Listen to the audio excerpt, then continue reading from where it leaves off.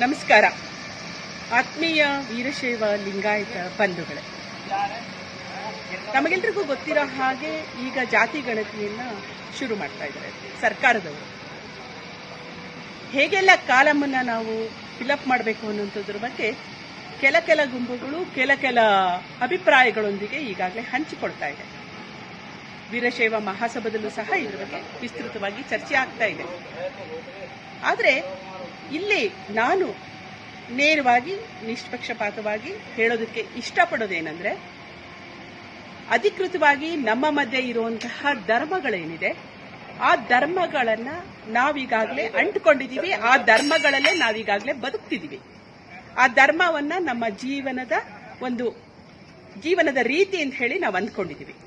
ಅದೇ ರೀತಿ ನಾವು ಈ ಬಾರಿಯೂ ಸಹ ಅರ್ಜಿಯನ್ನ ಭರ್ತಿ ಮಾಡುವಾಗ ನಾವು ಯೋಚನೆಯನ್ನ ಮಾಡೋಣ, ನಮ್ಮ ಧರ್ಮ ಅಧಿಕೃತವಾಗಿ ಯಾವುದಿದೆ.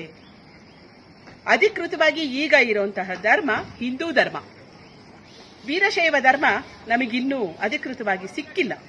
ಅದರ ಬಗ್ಗೆ ಹೋರಾಟ ಮಾಡ್ತಾ ಇದ್ದಾರೆ, ಹೋರಾಟ ಮಾಡ್ತಿದ್ದೀವಿ. ಅದು ಸಿಕ್ಕಾಗ ಮಾತ್ರ ನಾವು ಅಧಿಕೃತವಾಗಿ ಅರ್ಜಿಯಲ್ಲಿ ವೀರಶೈವ ಧರ್ಮ ಅಂತ ಹೇಳಿ ನಾವು ಭರ್ತಿಯನ್ನ ಮಾಡಬಹುದು.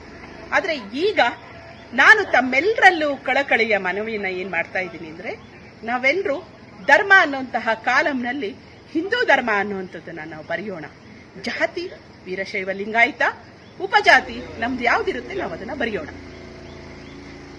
ಈ ಧರ್ಮದ ಬಗ್ಗೆ ಈಗಾಗಲೇ ಕೆಲ ಗುಂಪುಗಳು ಧರ್ಮವನ್ನ ಒಡಿಲಿಕ್ಕೆ ಅಂತ ಹೇಳಿ ಕೆಲ ವರ್ಷಗಳಿಂದ ದಶಕಗಳಿಂದ ಪ್ರಯತ್ನವನ್ನ ಪಡ್ತಾ ಇದ್ದಾರೆ.